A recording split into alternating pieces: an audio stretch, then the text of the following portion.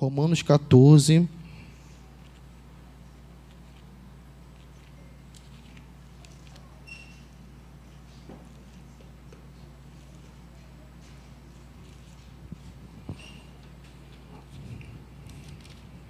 Romanos 14, no verso 7 e o verso 8.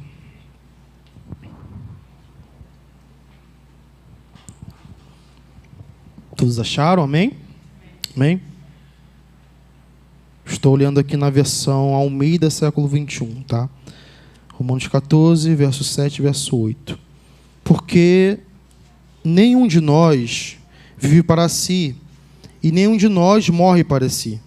Pois se vivemos para o Senhor, vivemos. Se morremos, para o Senhor morremos. De modo que, quer vivamos, quer morramos, somos do Senhor. Vamos orar? Senhor, muito obrigado, Senhor, pela sua palavra. Nós agradecemos porque nós temos uma palavra escrita em nossas mãos. Obrigado porque o Senhor tem nos sustentado a partir dessa palavra, a partir, Senhor, das coisas escritas no seu livro. Obrigado por isso, Senhor. Obrigado por nos instruir, nos edificar, através do que o Senhor fez no passado com irmãos, com a sua igreja, e continua fazendo hoje, fará no futuro também, Senhor. Nós te agradecemos por isso. Eu oro para que a nossa mente, o nosso coração seja fértil, Senhor. Eu oro para que a sua palavra encontre esse lugar de fertilidade aqui em nosso meio. É isso que eu te peço, em nome de Jesus. E amém. Como eu falei, a gente está começando essa minissérie, vamos supor assim, do catecismo. E hoje a gente vai falar sobre a primeira pergunta, que tem a ver com qual é a nossa única esperança na vida e na morte. Antes de a gente entrar propriamente nesse texto, nesse título, é bom a gente olhar para o capítulo 14 e entender que Paulo está falando sobre uma questão muito específica, que são os irmãos fracos na fé e os irmãos fortes na fé. Ele está falando sobre isso no texto antes de chegar no versículo 7. E aqui não quer dizer que os irmãos na fé, os fracos na fé, são pessoas novas na fé. Não é isso que ele quer dizer. E nem pessoas que são fáceis de tropeçar. Tipo assim, cara, ele converteu agora, toma cuidado. Não, o contexto aqui não é esse. O contexto tem a ver com usos e costumes, tradição dos judeus aqui, tem a ver com isso. Então, assim, quando ele fala de irmãos fracos na fé, ele não está falando do irmão que começou agora na igreja, não é isso, tá? Então, ele está falando sobre dois grupos de pessoas. Aí ele fala sobre, na igreja aqui tem fraco na fé e forte na fé. Isso quer dizer que o fraco na fé tem que orar mais? Não, não tem a ver com isso que Paulo está falando especificamente nesse versículo, tá? Aqui ele vai tratar sobre alimento, sobre aqueles que guardam um dia, não guardam um dia, aquele que come carne, não come carne. É isso que ele está falando aqui. Basicamente, no contexto, aqueles que não comiam carne, os estudiosos vão falar que na época era em Roma, essa carta é para Roma. Então, como que eram as carnes ali, se usava em contexto pagãos, então era oferecida a ídolos aquelas carnes. Depois de usada na cerimônia, essas carnes eram vendidas. Então, basicamente, o grupo ali dos judeus e tal, que não sabiam se aquela carne vinha dali ou não, eles optaram por não comer. Não, essa carne é impura, eu não vou comer esse negócio. Logo vou virar vegetariano. Só que a questão é, o vegetariano tem a ver, tipo assim, cara, eu não sei se essa carne vai vir realmente purificada, eu não sei, então eu não posso fazer isso. Então, isso é uma inferência no texto, isso é o que Paulo vai falar sobre irmãos fracos na fé. Pessoas, parece que ainda acham que precisam ainda de usos e costumes. E para Paulo isso não é um problema. Tanto que ele vai falar para a gente não condenar e nem desprezar os irmãos que são fracos na fé nesse texto. Novamente, não estamos falando sobre nova conversão. O assunto aqui é outro nesse texto. Então aqui tem irmãos que são fortes na fé, basicamente são irmãos que entenderam que tudo pertence ao Senhor, tudo é purificado pelo Senhor, tanto que mais à frente Paulo vai falar que tudo, até mesmo a carne, foi purificada pelo Senhor. Então aqui tinha essa divergência. Então imagina o contexto. Você é crente, e você sabe que aquela carne que vai ser comida ali foi sacrificada a um ídolo. E depois aquela carne vai para o açougue e está em restaurantes para comer. Você sabe disso. Você tem duas opções. Ou você come aquela carne entendendo que Deus purificou todas as coisas, esse é o ponto. Ou você não come, não, eu prefiro não comer porque isso vai ofender o que eu tenho na minha consciência. Então, basicamente, Paulo está ensinando sobre consciência. Ele está falando, não viole a sua consciência. Por isso que ele está falando, não tem problema se o irmão é fraco na fé nesse quesito ou se você é forte. Todos fazem para Deus. Se uns não comem carne, fazem para Deus. Se outros comem carne, fazem para Deus. Aqueles que guardam dias, fazem para Deus. Aqueles que não guardam, fazem para Deus. No final, o que Paulo está dizendo? Todos pertencem a Deus. Todos são do Senhor. Então, esse é o contexto do verso 7, quando ele vai falar que nenhum de nós vive para si. Então, dentro desse contexto, existe um termo na teologia que se chama adiáfora, né?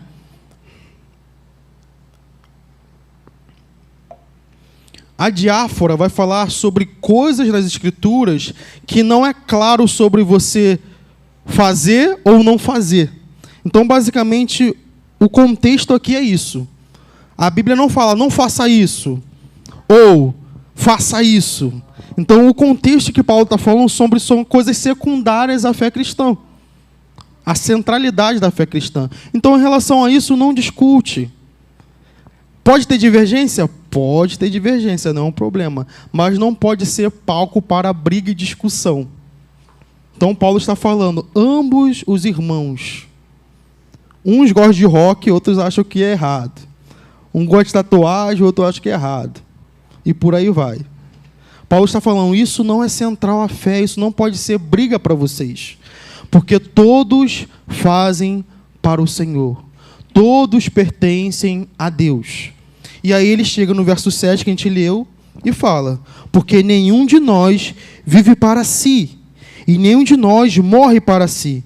Pois se vivemos para o Senhor, vivemos. Se morremos para o Senhor, morremos. De modo que quer vivamos, quer morramos, somos do Senhor. E o verso 9, porque foi com este propósito que Cristo morreu e tornou a viver, para ser Senhor, tanto de mortos como de vivos.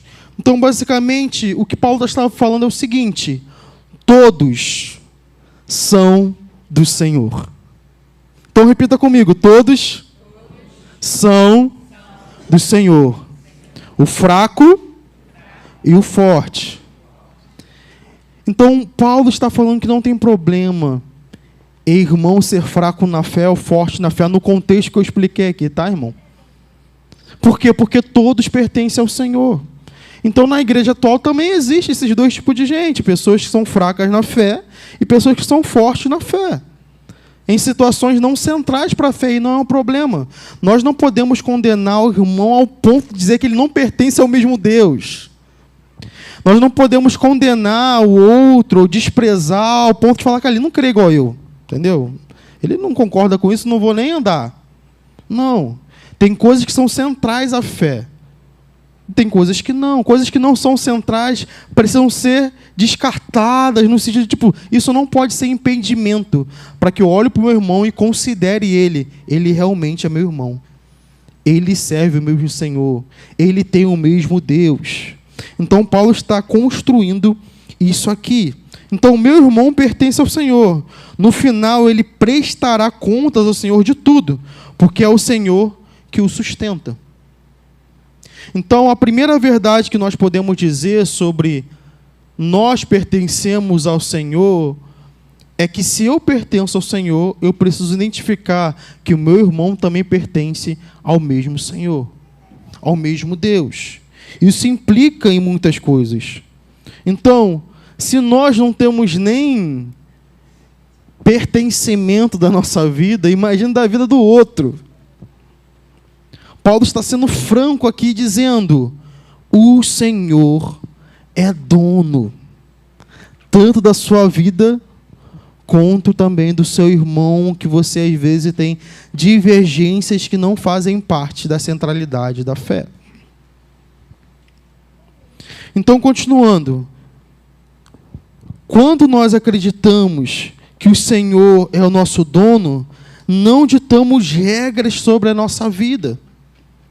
Isso é importante para nós, porque toda virada de ano para a gente aqui no Ocidente, no Brasil, a gente faz projetos, né? Se você não escreve, você pelo menos tenta projetar isso, cara. Esse ano eu fui ruim nisso, vou tentar melhorar no que vem e tudo mais. E não é um problema isso, desde o momento que você entenda que a sua vida tem um dono. Então, assim, entender que Deus é Senhor é entender que ditar regras sobre a nossa vida não é certo. Nós não definimos o que é certo e o que é errado. Nós não definimos o que é bom moralmente e o que é ruim moralmente. Nós não definimos isso, porque nós temos um Senhor, nós temos um dono. Isso configura esse entendimento. Nós temos o Senhor e nós não definimos nada. Nós não determinamos nem o amanhã. Jesus vai falar no Sermão do Monte que por mais que a gente se preocupe com o amanhã, nós não conseguimos acrescentar um minuto, nada na nossa vida. A nossa vida é como um sopro mesmo, sabe? É meio que tolice para a gente achar que a gente consegue construir e administrar a nossa vida assim. É como se você estivesse segurando, assim, a sua vida é a água que está aqui dentro, e você tenta segurar ela pelas mãos e escorre. Então, basicamente, essa é a forma que a gente pensa que administra a nossa vida. Mas, no final, a nossa vida pertence ao Senhor. Esse é o ponto que nós temos sempre que refletir. Nós temos o Senhor e nós temos um dono. Não temos controle sobre o ano, sobre 2025. Talvez nós projetamos muitas coisas para 2025, construindo como fôssemos senhores de todo o ano. Mas o ponto é, existe um dono sobre nós, sobre a nossa vida, que derramou o seu sangue. Quando você projetou o seu ano, pensou sobre isso, você considerou ouvir ao Senhor? Você considerou, percebeu o que o Senhor tem falado nesse tempo? Isso é importante para nós. Porque se o Senhor é o nosso dono, nós precisamos considerar o que Ele tem falado nesse tempo. E a partir disso, incluir os nossos sonhos, projetos e agendas nesse caminho. Não temos uma vida para viver para nós e outra vida para viver para Deus. Sabe, às vezes por muitas coisas que acontecem na nossa vida, a gente fala, cara, eu vou dar uma pausa de servir ao Senhor, dar uma pausa de sei lá, estar na igreja, né? Obedecer ao Senhor, louvar o seu nome. Eu sei que eu tenho dons e talentos, mas eu quero dar uma pausa porque, sei lá, acho que eu tenho que viver um pouco minha vida agora. Então essa frase tem muitos equívocos, porque é justamente o que eu falei, é como se você não tivesse entendido que você tem um dono. Jesus morrer por nós, existem implicações sérias nisso. Existem implicações sérias em reconhecer que Jesus derramou o seu sangue por cada um de nós. Uma das implicações sérias é: a minha vida não pertence a mim. Reflita nisso um pouco, assim. Qual o tipo de movimento, de postura, de realizações que nós vamos pensar a partir desse lugar? Que minha vida não pertence mais a mim. Eu tenho um dono.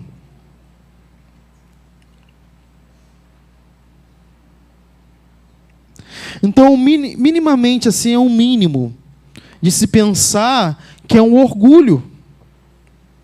A gente achar que a gente consegue administrar toda a nossa vida com planilhas, com um monte de coisa, isso é no minimamente um orgulho. E novamente, não falar que é errado administrar, é projetar, não tem que projetar. Mas sabe aquela brechinha, tipo assim, Deus, mas se quiser, toma aí, bagunça aí, entendeu? E não se ofender com isso. Porque o Senhor é nosso dono. Ele sabe muito bem o que Ele está fazendo. Eu mandei a mensagem para a Stephanie, né, ontem, esses dias, e eu falei com ela sobre isso, assim. Se nós entendemos que o Senhor, tudo que Ele faz é para o nosso bem, é para o bem daqueles que o amam, tudo é tudo. É tanto aquelas coisas que nós não concordamos que aconteceram na nossa vida, quanto as coisas que a gente acha legal. Então, tudo é para o desenvolvimento da nossa pessoa. Então, nós precisamos olhar para o que o Senhor está fazendo em nossa vida e não desprezar, sabe? Tudo está no controle de Deus. Amém? Amém. Então, quando nos orgulhamos, temos essa postura de não, aconteceu tudo errado em 2024, parece que Deus não estava no controle, então 2025 agora eu vou fazer tudo diferente, para que seja tudo diferente. Isso vai depender só de mim. Não depende só de você, irmão. Desde o momento que o Senhor é o dono da nossa vida, há uma responsabilidade muito grande sobre o Senhor, sobre a nossa vida. Esse é um ponto. João Calvino, no Catecismo, vai falar o seguinte: pois consultar nosso interesse egoísta é a peste que leva mais efetivamente à nossa destruição, de modo que o único abrigo da salvação está em reconhecer que nada sabemos e nada queremos para nós mesmos, mas tão somente seguir o caminho do nosso Senhor. Então, a sua e a minha vida pertence a Cristo. Eu vou bater isso até o fim da mensagem, porque isso precisa entrar em nossa mente. Ambos pertencem ao mesmo Senhor, o fraco e o forte. Por ser Ele o nosso Senhor, nós devemos viver para Ele. Irmãos, reconhecer que o Senhor é o nosso dono é reconhecer que a nossa vida serve, ou se movimenta, ou existe para o agradá-lo. Nós vivemos para agradar o único Senhor, Jesus. Você tem essa dimensão? Você teve essa dimensão em 2024? Assim, você parou no final do ano e refletiu: cara, 2024, a minha vida agradou Jesus. Você teve essa reflexão? 2024, tudo que eu fiz foi com esse foco, agradar Jesus. Tudo que eu fiz tinha a ver com agradar Jesus. Então é importante a gente colocar novamente esse foco em 2025. Melhorar, óbvio, né? A gente precisa sempre melhorar todo ano. Então olhar para isso, que o Senhor é meu dono, e falar assim: esse ano, toda a minha vida vai estar pautada em agradar Jesus. Os meus negócios, a minha família, a minha solteirice, a minha faculdade, o meu trabalho, tudo. Tudo vai ter a ver com agradar Jesus. Porque não há nada nessa terra que o Senhor não olhe e diga: é meu, eu sou o Senhor, eu sou o dono. Então, é tão maravilhoso como Paulo pega um assunto tão comum, rotineiro de igreja, sobre discussões de fraco e forte, e ele eleva isso numa magnitude, até Cristo assim, falando assim: ei, irmãos, existe coisa mais importante, que é o quê? O Senhor é o seu dono. Existe coisa mais importante do que eu olhar para o outro e falar assim: o outro está errado, meu Deus, ele não viu Jesus. Tem coisas que são secundárias à fé. E Paulo leva isso acima e fala assim: ei, o seu irmão tem um dono. O seu irmão tem um Senhor. Se você tem algo que você acha que é desprezível no seu irmão, e quando eu falo algo, eu não estou falando de conduta pecaminosa não, tá, gente? Isso aqui não está nem na discussão. Eu estou falando sobre o que eu expliquei aqui. Ele vai estar diante do Senhor no tribunal, prestando contas de tudo que ele fez. E prestar contas aqui, geralmente a gente só olha para o lado condenativo do negócio, né? Mas não, prestar contas, é falar.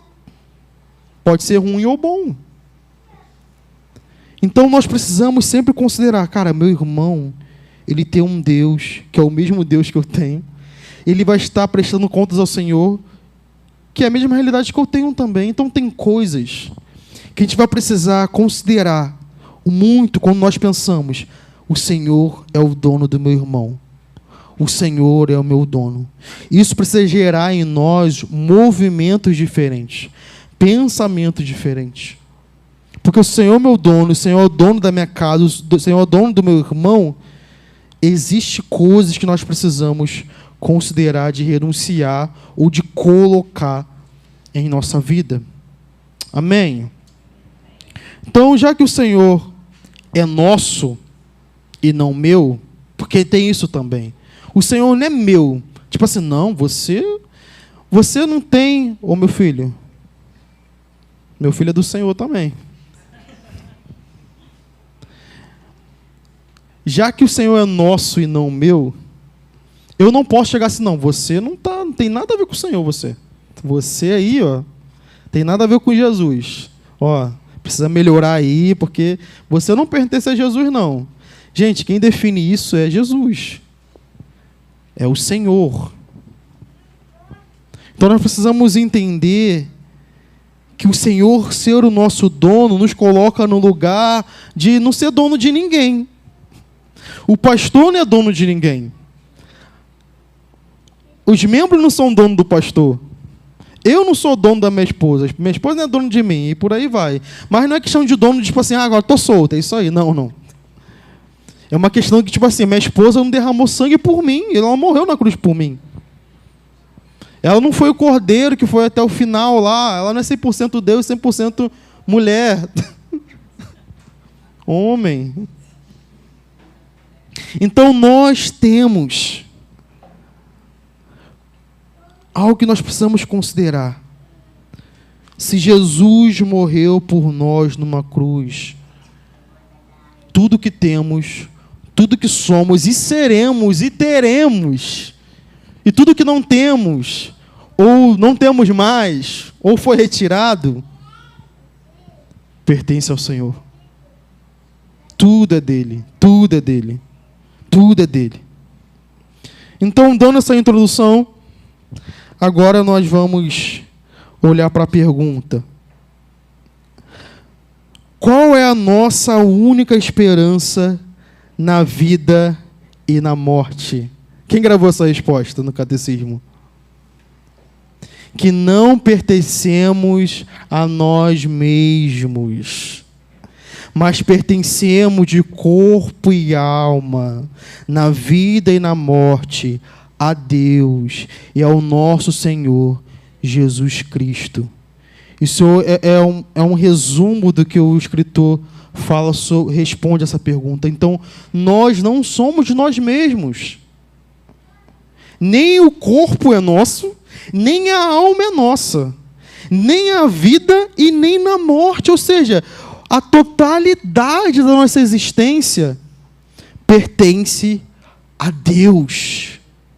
Isso te conforta, irmão? Isso me conforta muito. Me conforta muito. Porque eu sei o que o dinheiro não pode conquistar. O Senhor já conquistou. Eu sei que minhas limitações, coisas que eu não consigo fazer, o Senhor já consegue fazer por mim. Porque a responsabilidade sobre a minha vida é de Deus.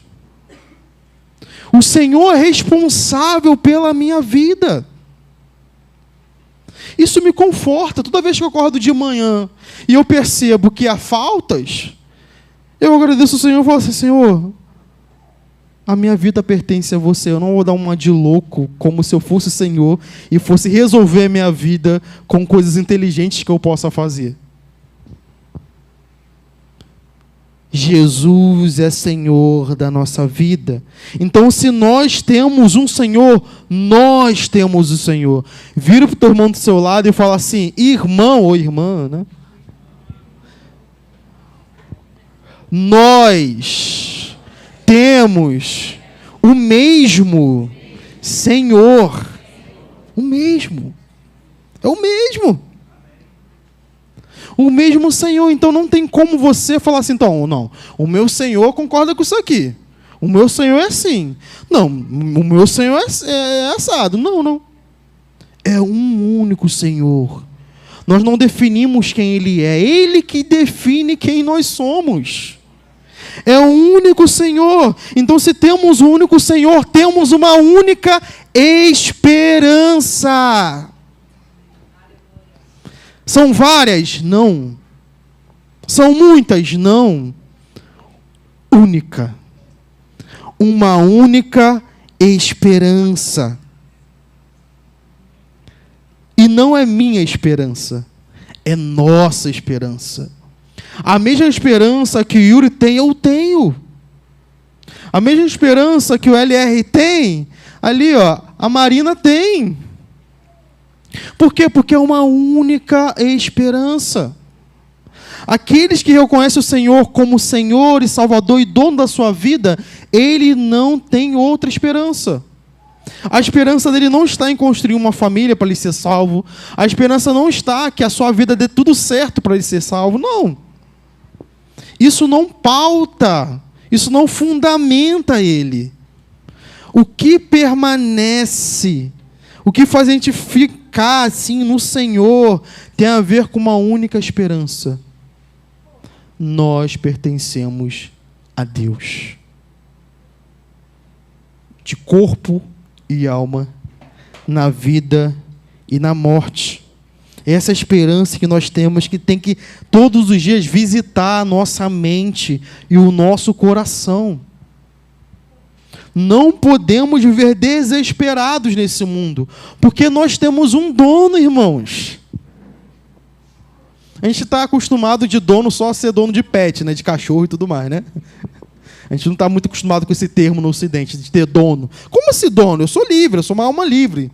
O Ocidente tem isso, né? A questão da pós-modernidade tem esse negócio, tipo assim, não, eu sou livre, ninguém me manda.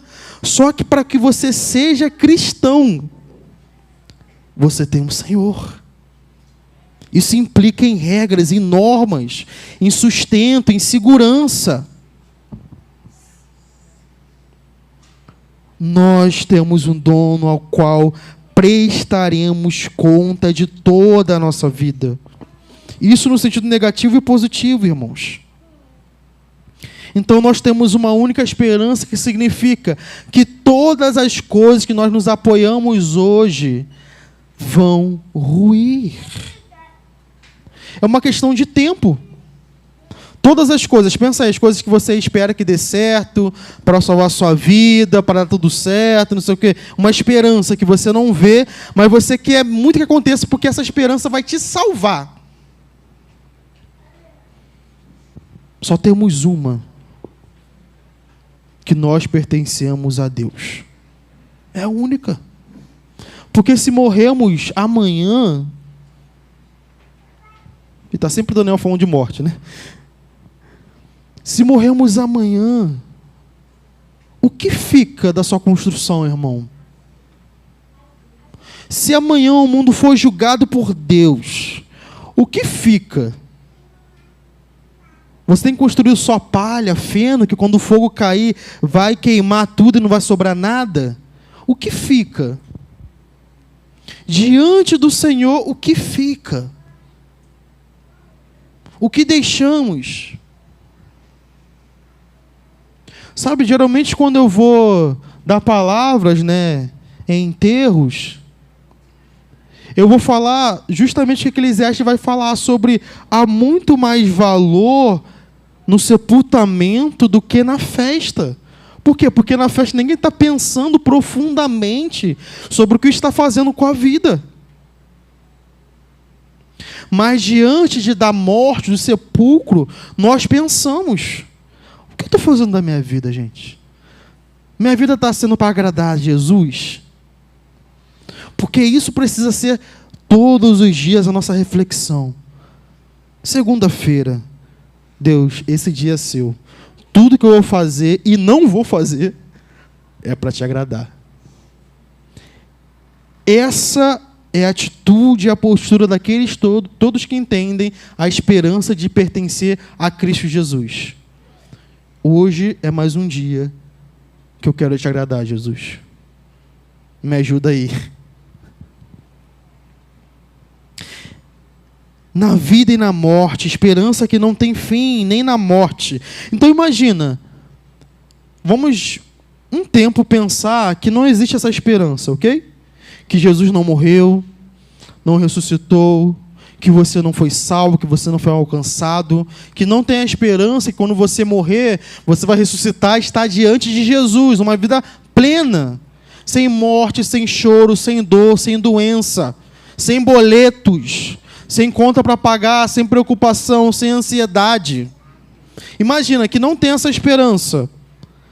Busca na sua cabeça essa esperança, as coisas que você foca para te salvar nesse mundo. Que vença a morte. Que depois da morte vai estar lá ainda com você ainda. Pensa aí. O que você tem? Que se você morrer, vai levar com você junto.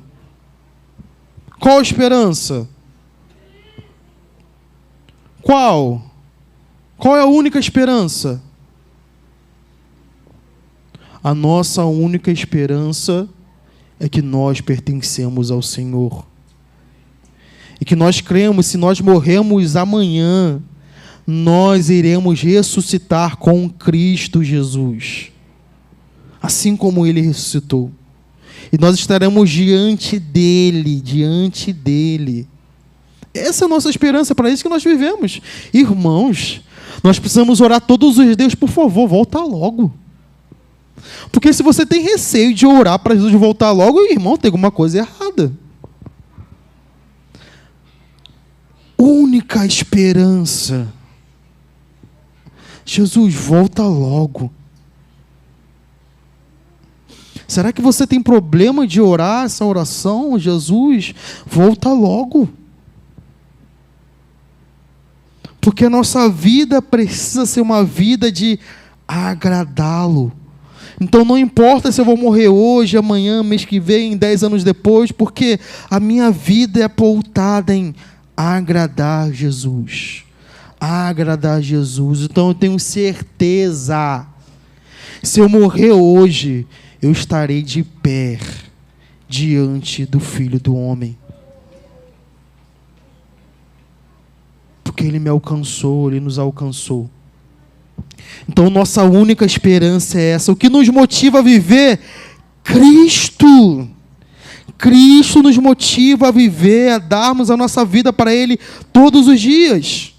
Deus enviou o seu Filho para nos salvar pela graça e nos adotar em sua família. Agora, por causa dessa graça, em agradecimento, queremos ser semelhantes ao nosso Pai.